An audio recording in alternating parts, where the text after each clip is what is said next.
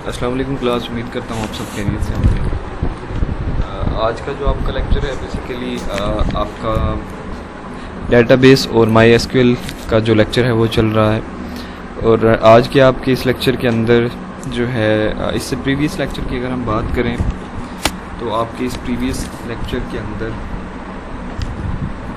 हमने डिफरेंट चीज़ें जो हैं वो डिस्कस की थी ताकि आप एसक्यूएल और माई डेटाबेस पे आप काम जो है वो शुरू करें और आपको डेटाबेस के बारे में पता हो, एसक्यूएल के बारे में पता हो एंड जो भी इसके बारे में डिस्कशन थी हमारे पिछले लेक्चर के अंदर हुई, तो वो सारी जो है वो आपकी इससे प्रीवियस लेक्चर में हुई। तो अब नेक्स्ट लेक्चर के अंदर हमने ये देखना है कि बेसिकली कि हमने एसक्यूएल को कैसे मैनिपुलेट करना है, कैसे डाटा रिट्रीव करना है from database. As you all know कि हमारे पास एक डेटाबेस होगी और मैंने आपको जो एग्जांपल के तौर पर यहाँ पे दिखाया था, for example if you have a database, ठीक है, ये आपकी एक डेटाबेस है, डेटाबेस, ठीक है, ये आपकी एक डेटाबेस है एंड इसके अंदर आपके पास डिफरेंट टेबल्स हैं। ये आपके पास नंबर ऑफ डिफरेंट टेबल हैं, ठीक है, एक डिफ के अंदर डिफरेंट टेबल हो सकते हैं। ये आपका कस्टमर का है, ये आपका फ़र्ज़ करो ये आप चलें स्टूडेंट का कह लें, ये आपके टीचर का हो गया, इस तरह ये आपका कुछ स्टाफ का हो गया, ये डिफरेंट टेबल्स हो सकते हैं। अब आपने इस डेटाबेस से जो है डाटा रिट्रीव करना है because there are a number of tables here, you can see, आप देख सकते हैं यहाँ पे डिफरेंट किस्म के जो टेबल्स हैं वो हैं। अब हमने जो है यहाँ से जो डाटा है वो गेट करना है एंड हाउ इट्स पॉसिबल कि अब हम डाटा जो है वो गेट करेंगे। तो अगर हम डाटा जो है गेट करना चाह रहे हैं इस टेबल से, तो डाटा जो है इसी टेबल से गेट होना चाहिए, ना कि वो इस टेबल से डाटा गेट हो जाए। फॉर एग्जांपल अगर हम डाटा गेट करना चाहते हैं from the student table and हम क्या एक ऐसी इंस्ट्रक्शन जो लिखेंगे जिससे सिस्टम को या आपकी जो उसको पता चलेगा कि मैंने जो डाटा है वो कहाँ से गेट करना है, because there are number of other tables which is given here. So उसको कहाँ पता चलेगा कि आप जो डाटा है आपने इस टेबल से स्पेसिफिक टेबल से गेट करना है। So basically we perform some action here, this action basically called the SQL queries, ठीक है।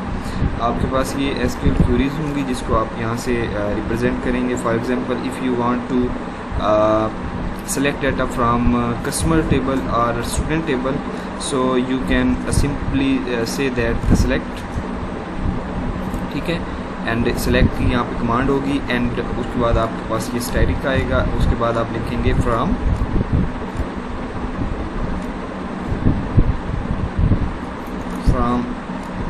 स्टूडेंट, ठीक है। ये आपकी कुछ कमांड्स ऐसे होंगी जो आपने वहाँ पर लिखनी होती है। ये बेसिकली द स्ट्रक्चर है आपको समझाने के लिए, because if you have a database and the another thing which is attach with the database is SQL. SQL इसके साथ अटैच इस लिहाज से है कि आपको इस बात में आइडिया होना चाहिए कि आपने डेटाबेस से डाटा को कैसे, अब यहाँ पे अगर आप इसके फंक्शन पढ़ेंगे एसक्यूएल के, आपको सारी चीज़ें समझ में आ जाएंगी। SQL can execute query against the database. SQL basically क्या करती है, क्यूरीज जो है वो बेसिकली जनरेट करती है। क्यूरीज जो है वो डेटाबेस के जो अगेंस्ट क्यूरीज होती हैं वो सारी उसका जो भी काम होता है वो क्या करती है। अच्छा, उसके बाद आपके पास क्या करती है कि डाटा को रिट्रीव करती है। अच्छा जी, उसके बाद आपके पास जो क्या काम करती है कि SQL can insert record in a database. SQL basically database के अंदर जो रिकॉर्ड हैं उनको इंसर्ट करती है। SQL can update records in the database, जो भी रिकॉर्ड्स को अपडेट करना हो एसक्यूएल करती है, ठीक है। उसके बाद आपके पास SQL can create view and tables. View and tables जो है वो एसक्यूएल जो है वो करती है।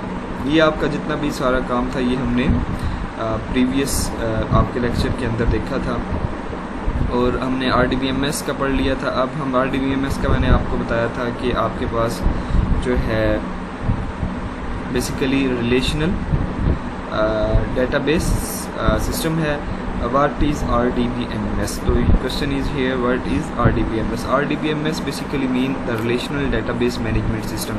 So what is relational means here? So here is relation mean is that कि आपका जो डाटा होगा बेसिकली वो store in the form of table, कि आपका जो डाटा यहाँ पे होगा हम उसको स्टोर करेंगे in the form of table. So what is table? Because as you all know that table database में टेबल जो है बहुत इंपॉर्टेंट है, बिकॉज आपके पास जो डाटा होता है वो टेबल्स की ही फॉर्म में यहाँ पे लिखा जाता है. For example this is a table and table name student.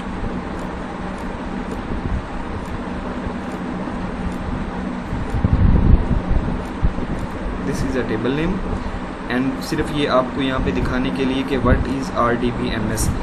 यहाँ पे अगर आप थ्योरी पढ़ें, the data in the RDBMS is stored in the database objects called the tables. ठीक है, आपके पास जो डाटा होगा वो टेबल्स की फॉर्म में जो है वो गिवन होगा. Table is a collection of related data entries and it consist of column and the rows. आपके पास जो डाटा होगा बेसिकली क्या होगा, in the form of tables होगा और related data entries and its consist of the columns and the rows. और जो वो होगा ये in the form of rows होगा और आपके पास डाटा होगा टेबल की फॉर्म में गिवन होगा और होगा in the form of rows and column. Basically this is row,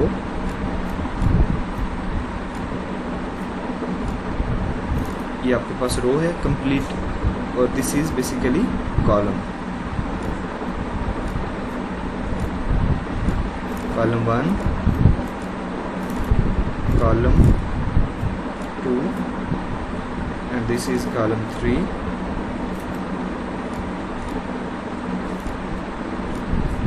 So here is the number of columns here and you can see कि आप यहाँ पे देख सकते हैं कि आपकी रो 1 है and this is called the row 2. So this is basically the structure of table. ठीक है, ये आपका टेबल का स्ट्रक्चर है कि आपका डाटा जो है वो किस तरीके से स्टोर होगा. सो यहाँ पे आप देख सकते हैं, यहाँ पे मुख्तलिफ किस्म का डाटा हो सकता है, यहाँ पे आईडी हो सकती है और डिफरेंट जो भी टेबल नेम होगा वो यहाँ पे होगा. ठीक है, नेम हो सकता है कुछ भी.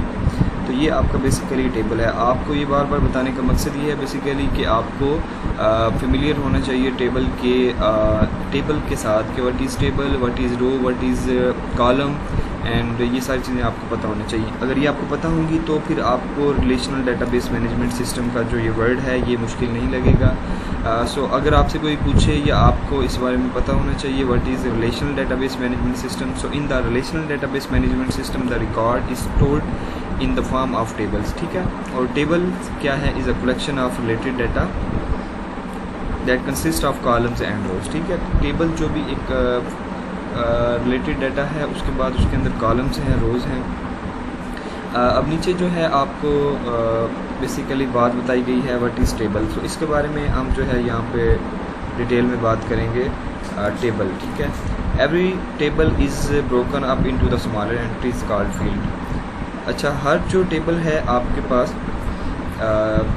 वो कुछ फील्ड्स के बारे में डिवाइडेड होता है. जैसे कि फर्स्ट करें हम यहाँ पे एक कंप्लीट टेबल बनाएंगे ताकि आपको ये समझ आ जाए कि ये वाली जो चीज़ें हैं ये आपने कैसे लिखनी होती है. अच्छा, अगर आप यहाँ पे देखें तो field in the customer table consist of customer ID, customer name, customer contact name, address, city, postal code and country. Basically field मतलब ये आपके कॉलम नेम होंगे, आपने इनको कैसे जो है लिखना है.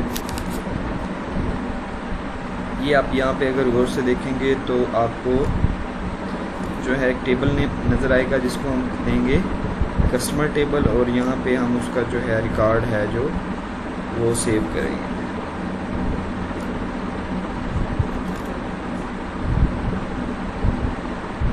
कस्टमर,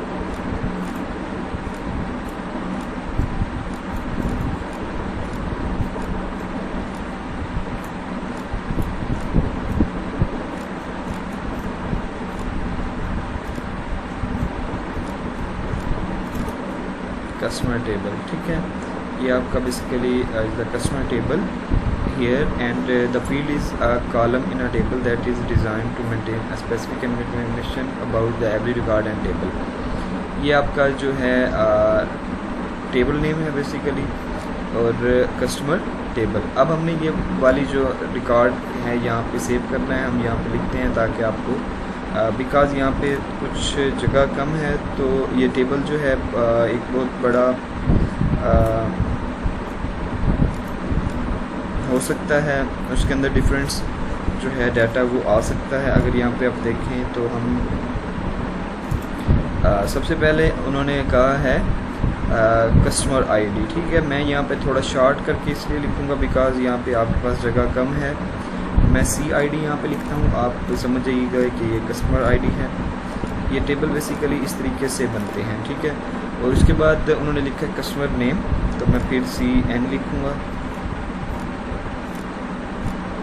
अगर आपने थ्रू आउट BS में डेटाबेस का सब्जेक्ट पढ़ा हो तो आपके लिए ये सारी चीज़ें मुश्किल नहीं होंगी और होपफुली आपने पढ़ा होगा बिकॉज़ ये आपके कोर सब्जेक्ट्स में से एक सब्जेक्ट है।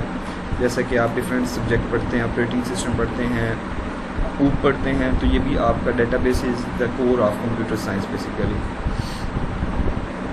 कस्टमर अच्छा कॉन्टैक्ट नेम CN में लिखता हूँ, चलें कॉन्टैक्ट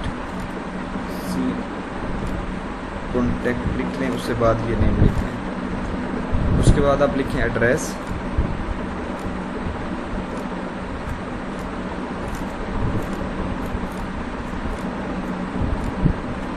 ठीक है। उसके बाद आप लिखें city,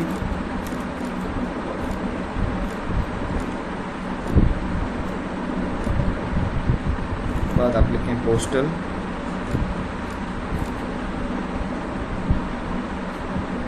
code, country.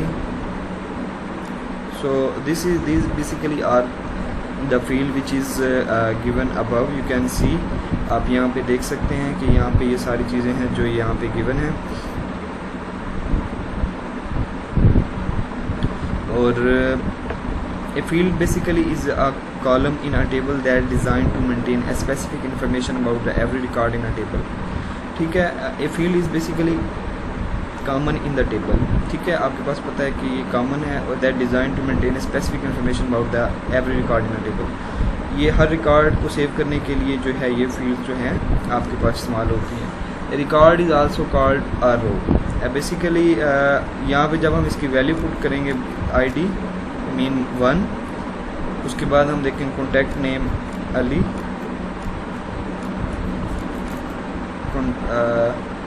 Customer name Ali, contact name D Ali कर लें आप, एंड एड्रेस बेसिकली आप लिखते हैं Sargodha,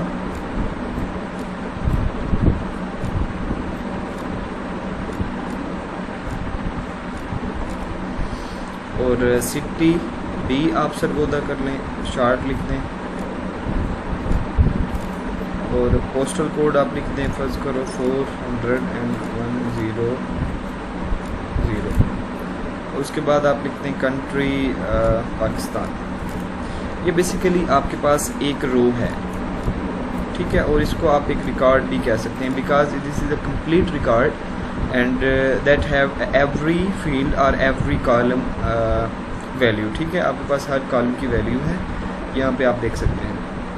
record is also called a row, each individual entry that exist in table, ठीक है। हर वो इंडिविजुअल एंट्री है जो कि टेबल के अंदर होती है। For example there are 91 record in above customer table. आपको सपोज करता है कि फॉर एग्जांपल कि आपके पास जो है there are the 91 records in the above customer table. May be possible है कि आपके पास 91 रिकॉर्ड्स के करीब आपके पास रिकॉर्ड हों। Record is a horizontal entity in the table, ठीक है। आपके पास रिकॉर्ड जो होगा basically is a horizontal entity in the table, ठीक है। आप यहाँ पे देख सकते हैं रिकॉर्ड जो है वो आपके पास हॉरिजेंटली जो है यहाँ पे आ रहे हैं। So this basically is a table and in the table the one thing I want to include, आपके पास एक प्राइमरी की होती है जिसके बारे में मैंने एक प्रीवियस लेक्चर के बारे में भी आपके पास जिक्र किया था। उसकी वजह ये है, अगर आपने एक रो को यूनिकली आइडेंटिफाई करना हो तो आप उस आईडी से कर सकते हैं। So this is basically a benefit of primary की, तो आपको इसलिए फ़ायदा होगा इसमें।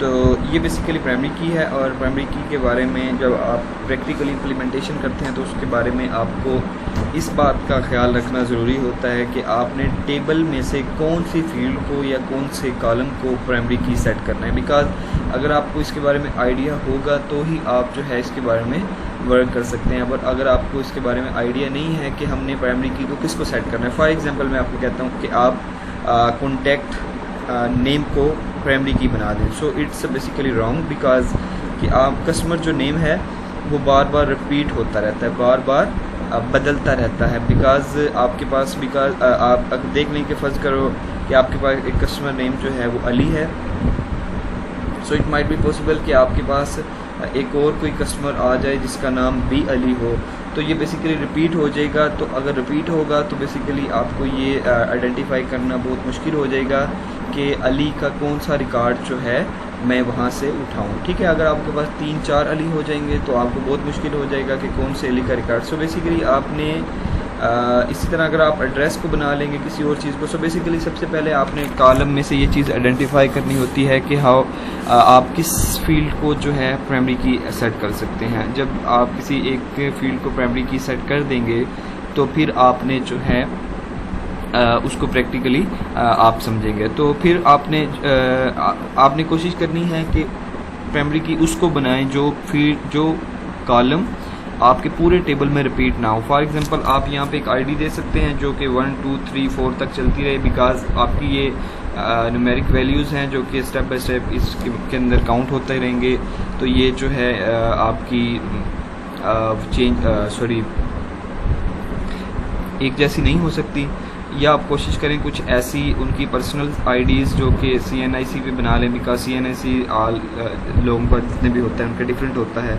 तो इस किस्म की चीज़ों से आप प्राइमरी की जो है वो जनरेट करेंगे। So this is basically the concept of primary key in the table, and this is the concept of table in the database. तो ये जो चीज़ें हैं आपको इसके बारे में आइडिया होना चाहिए बिकॉज आपके जो वर्क में ये सारी चीज़ें जो हैं स्टेप बाय स्टेप इस्तेमाल होती हैं।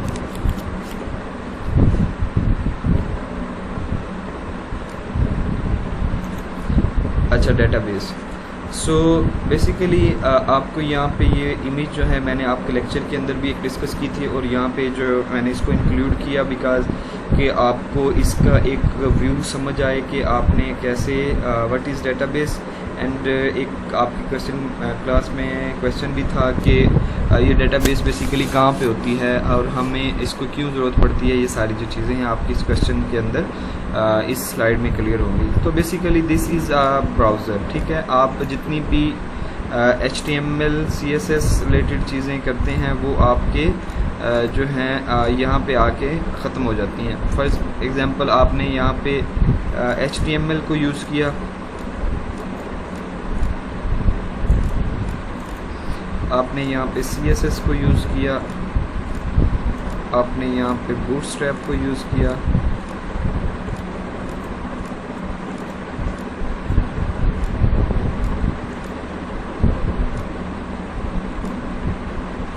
ठीक है, और ये सारी चीज़ें जो हैं होंगी आपकी यहाँ तक रहेंगी। उससे आगे आपकी जो सर्वर तक चीज़ें जाती हैं वो आपकी PHP जाती है। सर्वर रिलेटेड जितनी भी कम्युनिकेशन होगी आपकी वो सर्वर साइड की स्क्रिप्टिंग लैंग्वेज है तो वो आपकी PHP पे होंगी। और अगर आप यहाँ पे देखेंगे तो आप basically this is a database. So database mean कि यहाँ पे आप अपना रिकॉर्ड जो है वो सेव कर सकते हैं।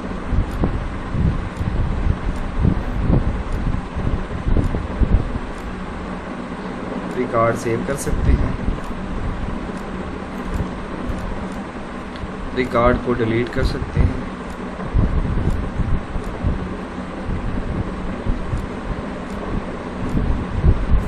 इंसर्ट कर सकते हैं,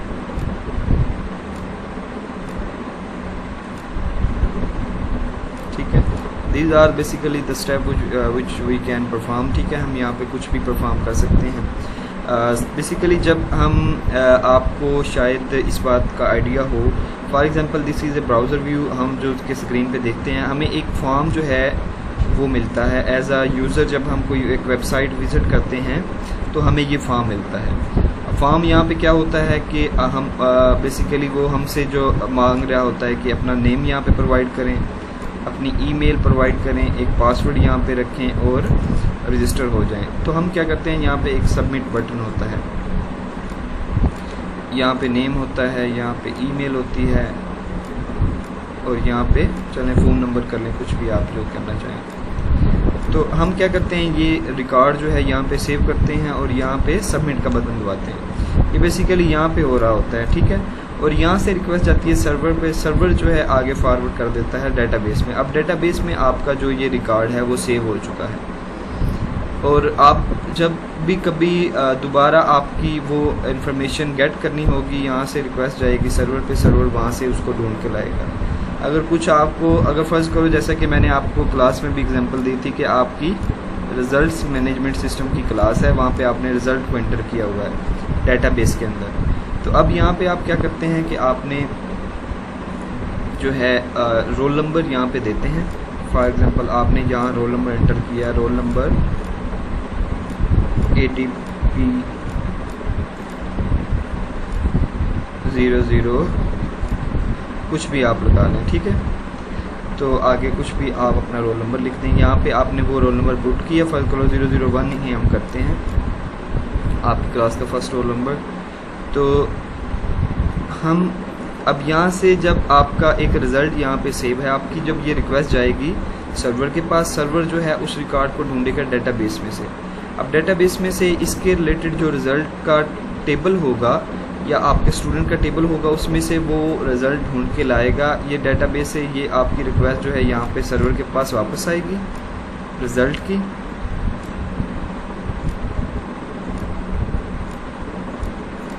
और ये फिर सर्वर इसको ब्राउज़र पे बैक कर देगा। सो this is basically a flow of, आपको इस फ्लो से समझ आना चाहिए कि आपकी डेटाबेस जो है वो कहाँ पे वर्क करती है। ठीक है, और हमने डेटाबेस जो है इसलिए स्टोर यहाँ पे की बिकॉज़ हम इसको जो है अपनी वेबसाइट के साथ ऑनलाइन करते हैं। बिकॉज़ आपकी जितनी भी कम्युनिकेशन होती है, फिर आप जब भी उसको एक्सेस हो रही होती है तो वो आपकी बेसिकली सर्वर जो है उस डेटाबेस को खुद एक्सेस कर रहा होता है और वहाँ से आपके जो रिज़ल्ट्स हैं वो आपको शो करवा रहा होता है। सो this is basically flow of all these process. आप इस प्रोसेस को समझने के लिए आपको इस बात का आइडिया होना चाहिए कि आपकी ब्राउज़र जो है वो क्या है, और आपकी डेटाबेस में जितना भी काम होता है उसके लिए आपकी जो लैंग्वेज यूज़ होती है बेसिकली वो क्या है, SQL। सो ये सारी लैंग्वेजेस जो जहाँ जहाँ पे यूज़ होती हैं, ये मैंने आपको इसका कंसेप्ट बता दिया है। आपको इसके बारे में आइडिया होना चाहिए। अगर नहीं आइडिया तो ये आपको जो है इस बारे में समझना ज़रूरी है। उसकी वजह ये है जो जहाँ जहाँ पे यूज़ हो रही हैं आपको उस चीज़ का आइडिया होना चाहिए, और आपको एक प्रोसेस का पता होना चाहिए कि आपका एक प्रोसेस जो है वो कैसे वर्क करता है, और उस प्रोसेस वर्किंग के अंदर आपको जो सारा ये काम जो है वो कैसे हो रहा होता है।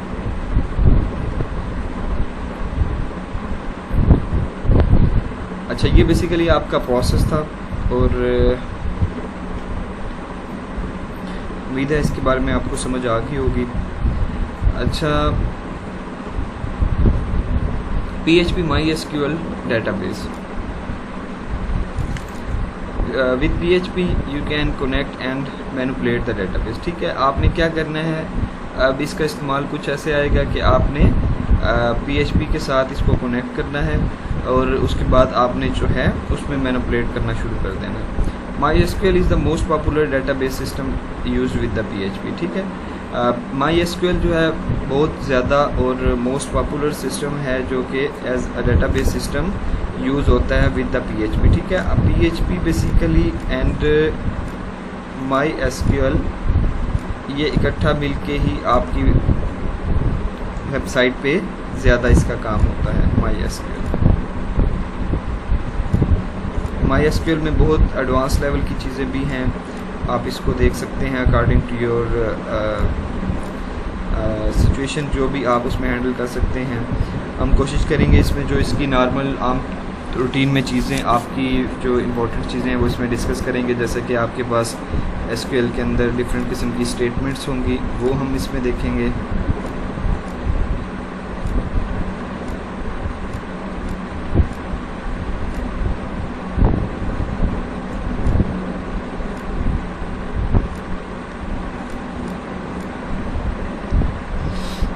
स्टेटमेंट्स होंगी, फिर हम देखेंगे इसमें क्लासेस डिफरेंट किस्म की, ठीक है।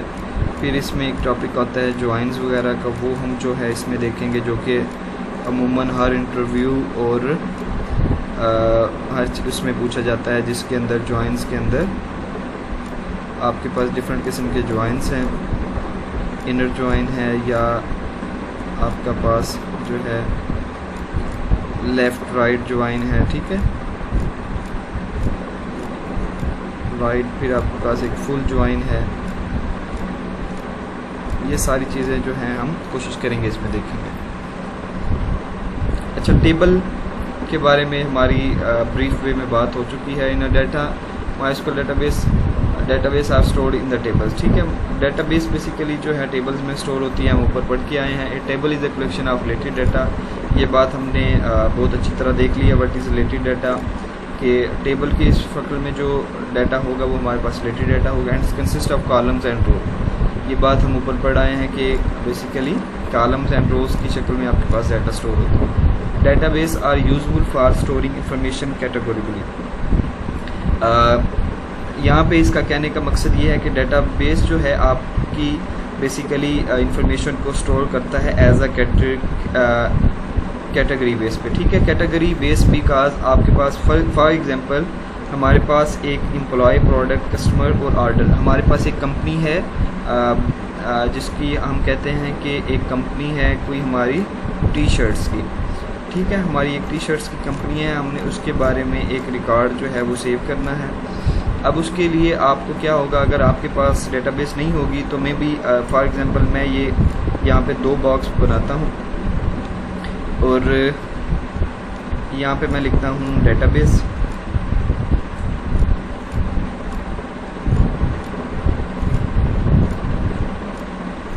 और यहाँ पे मैं लिखता हूँ सिंपल, या मैं कहता हूँ कि रजिस्टर में अगर आपने डाटा सेव करना है, आम जो सिंपल रजिस्टर्स होते हैं आपके ट्रेडिशनल्स वे में। यहाँ पे में भी आपके पास जो डाटा हो एम्प्लॉय का भी इकट्ठा हो, एम्प्लॉय के रिलेटेड कुछ डाटा हो, कस्टमर के रिलेटेड कुछ डाटा हो, ऑर्डर के रिलेटेड कुछ डाटा हो, प्रोडक्ट के रिलेटेड। अब ये कैटेगरी वाइज नहीं है। अगर आप में भी आपके पास 10 रिकॉर्ड कस्टमर के हों, फिर आप 10 ऑर्डर के लिख दें, फिर आप 10 प्रोडक्ट के लिख दें, तो अगर आप खुद ढूंढने बैठेंगे तो आप रजिस्टर के जो सफ़े हैं वो उसको देखते रहेंगे कि कौन सा रिकॉर्ड कहाँ पे है बेसिकली। अच्छा, तो इसमें आपके पास डाटा जो है वो कैटेगरी फॉर्म में होता है। फॉर एग्जांपल आपके पास एक टेबल होगा, because I you all no कि आपके पास डाटा जो है टेबल की शक्ल में होता है। यहाँ आपके पास एम्प्लॉय का टेबल है और यहाँ आपके पास जो है एक प्रोडक्ट का टेबल है। यहाँ पे मैं सिर्फ इसके नेम को ज़ाहिर करता हूँ। और यहाँ आपके पास एक टेबल है जो कि आपके पास प्रोडक्ट, एम्प्लॉय, कस्टमर का टेबल है। और यहाँ आपके पास जो टेबल है वो है ऑर्डर्स का टेबल है। So basically when you working about orders, आप ऑर्डर्स के बारे में जब भी काम कर रहे होंगे तो आप ऑर्डर के टेबल्स में चले जाएंगे। जब एम्प्लॉय की कुछ भी ट्रांजैक्शंस वगैरह होंगी एम्प्लॉय के टेबल्स में आ जाएंगे, ठीक है। आगे उसकी कुछ फील्ड्स होंगी यहाँ पे हर टेबल्स में। फिर प्रोडक्ट्स की यहाँ पे फील्ड्स होंगी, प्रोडक्ट्स का साइज़ कौन सा है, प्रोडक्ट, नंबर ऑफ़ प्रोडक्ट्स, ये वो सारी, कस्टमर कौन है, कस्टमर का ऑर्डर कितना है, ये वो कस्टमर आईडी, ये वो सारी चीज़ें। अब यहाँ पे जो आपका डाटा है बेसिकली ये जो यहाँ पे आपको बात बताई जा रही है, डाटा इन्फॉर्मेशन कैटेगोरिकली सेव्स, ठीक है। कैटेगोरिकली मतलब आपकी कैटेगरीज होती हैं हर एक की।